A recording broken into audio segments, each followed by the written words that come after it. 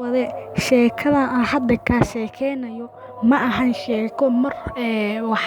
ahan sheeko hadda dhacday laakiin waa sheeko mar hore dhacday. Sheekadana waxaa ka sheekeynayo youtuber-ka loo yaqaano Hodan Online ayaa sheekadan ka sheekeynayso. Sida jeclahay sheekadan waxay ka sheekeynayso markii ahayd bisha oo hore u soo dhaafnay sanadkii hore ee tagay bisha 18 September 2020 ay sheekadan ka sheekeynayso. Runtii sheekada markaa dhageystay marar badan waa dhahay ka hadal laakiin aniga danta ii suurtoobaysa laakiin maanta uu jeclaystay in Ramadaanka 16 inaan ka hadlo sheekadan. Waxaa waaye naag weyn oo hooyo ah ay gabarteed waxay inkirtay sida arkaysa waxay inkartay 19 sano ayay inkartay.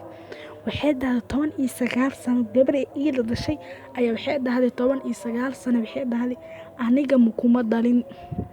gabarteed ma tihid diigay ma tihid qof kale ku dhalay wacala tahay raan noqolaha soo dhac qof kale ku dhalay wacala tahay jid kale soo qaaday kuma dhalin. Runtii waa xanuun qof waalidkaado ku inkiray waa xanuun